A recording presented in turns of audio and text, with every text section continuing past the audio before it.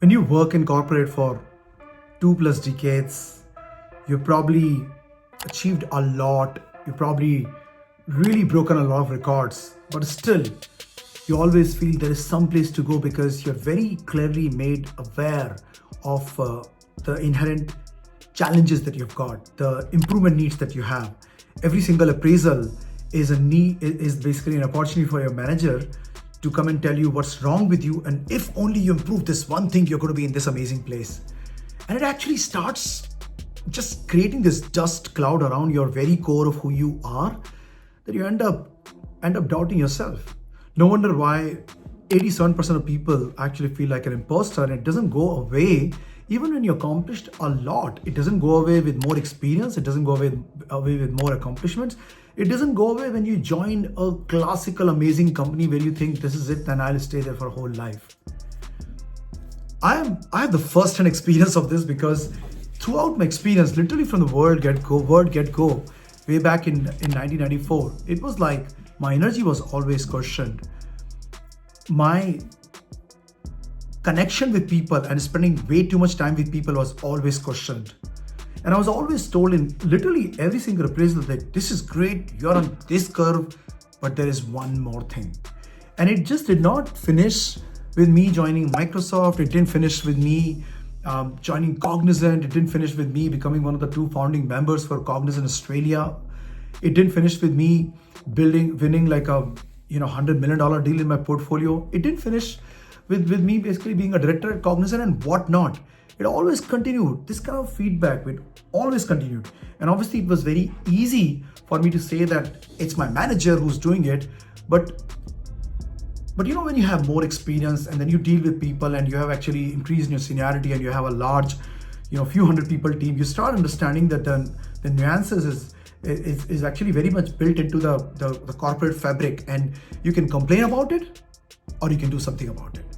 So this video, it's really about what do you do in a case when the world around you is trying to make your weaknesses very clear and trying to tell you constantly what you need to improve, what you need to change. And what is it that I did that actually created magic for me? And what is it that I have seen my clients, my tribe do, where all of those feeling of inadequacies, all of those feeling of weaknesses, and always this need to improve just disappeared and was converted by this feeling of, yep, I am enough. So there are essentially 3 things which I'll elaborate. One is that accept that whatever your managers are doing and saying to you, they are doing it because they want the best possible outcome, and they have kind of an idealistic scenario that they have seen around them because some of the employees are very well aligned with them. Some of the employees are getting better outcomes, and there is a recency effect of basically, some things going good or something going bad. So accept it and understand that when they actually give you this feedback, they're actually almost asking you to compete with your peer group. And if you compete with your peer group, in the short term, you might gain something, but in the long term, you're going to lose out heavily. Any group is built together by shared vision. And when managers give these kind of negative and improvement, constructive criticism feedback, essentially it is coming not from you looking at your strength and your innate abilities, but it's coming from comparison and competitiveness. And that is just going to rub on you. And if you actually start looking at competing rather than collaborating, things will eventually go wrong. The thing that worked massively for me and that made me a director at 40 at Cognizant was that I was a collaborative beast. I was really weak in competition. I just could not stand it, but I was really amazing at collaboration. That just created such a huge system of support next to me that it really helped me shine massively. That's the number 1. Focus on collaboration, not on competition. And second thing is about your weaknesses becoming like a driving point. There are a lot of people who believe that if they actually keep chipping away on their weaknesses, eventually strengths will emerge. And also our corporate environment also makes it like a very normal thing that you have comparison with other people. You have amazing people who have excellent stuff that they are doing, their own amazing stuff that they're doing. They're very inspirational and everyone wants to be like them. So they notice that that thing is missing inside me. They forget that those people are actually tapping into what they're great at. But what we think is that's missing inside me. So we actually try to improve and improve and improve and improve and improve. And our corporate like feedback from our managers, that also does the same thing. Hey, if you only you can be like this person, if only you can improve this. And it always becomes perpetually a race on the track where you're slated to lose because there's so much focus on what is not right with you. And instead of that, what if you change the game? For me, I've always seen competition, as I mentioned in the first one, the competition was always a big challenge. And in the corporate world, especially when you're a farmer, as in when you're looking at your goals, your current customers, and you're trying to win more wallet share, the competition can actually start beating you pretty badly and start eating you from inside out. But I didn't tap into that. I tapped into my strength of maximizer. My high energy was always a strength, but I was always told that you need to calm down. Look at everybody else. Look at that executive style. People at executive level are very calm and very simple and very like this. But I was not calm. I have too much energy. And instead of trying to tap into that energy and channelize it in the right way, so that this energy can actually go across as pulling people together, energizing them and getting a solution, I tried to be like other people. And this entire hustle and bustle of trying to be like somebody else, I actually ended up becoming a nobody and ended up operating way lower than my ability. So you need to find out what your innate core strengths are. What are you best at? What are you amazing at? And that's what you want to tap into. What if you change your weaknesses?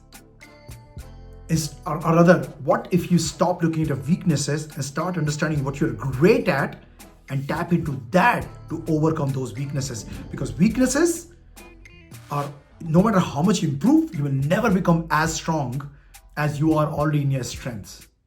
That's why you have been successful. That's what you want to tap into.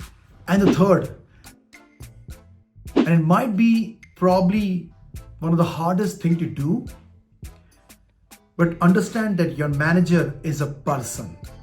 Your manager is a human being with their own idiosyncrasies, with their own expectation from their own life. Understand that when they're giving you feedback, they're not giving you feedback based on deep-rooted laws of psychology. They're giving you feedback based on their perceptions. So this is probably the hardest, but I know that what got me success was this one thing that I always was in alignment with my managers throughout my 22 years. And I worked in complicated environment, highly competitive environment, but I always built up a good relationship with my manager because I was always vulnerable with my manager.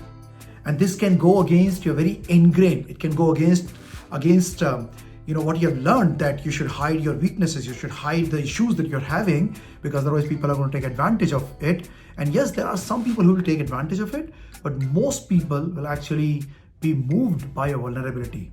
When Brené Brown, I forgot the year, but when she talked about vulnerability is courage, and on the TED talk that she gave about it, there were a lot of loud voices. There were a lot of people who trolled her, but she kept at it. And that TED Talk became one of the most watched TED Talk ever. And it changed the face of leadership, because vulnerability is courage. Somebody who's vulnerable is going to always be noticed much more. When the Vodafone CEO in Australia mentioned that, yes, we have a problem and we're working on it, then they got more customers than ever before. When the BP CEO, new CEO came in and mentioned that, yes, we have a problem, that there's an oil spillage, but we're working on it, then he got much more support than the previous CEO who was sad, who said, do you know how much water ocean has? Vulnerability is courage. And if you're vulnerable with your manager, if you're talking to them about your challenges, then they know they can work with you on something. In a short term, sure, it might mean that, they may think that, should I? But mid-term and long-term, they're always going to help you move forward. So again, to repeat this, replace competition with collaboration, replace weaknesses with strength, and replace hiding out with vulnerability. And change the kind of work that you do, it will change the relationship with people around you. It will change this entire negative build-up that you're having in your life, and you will perform much better. And if you like this, subscribe for this, and I'll be sharing much more deeper content about what does it take to build a super powerful career. What does it take to be the ace of the corporate world?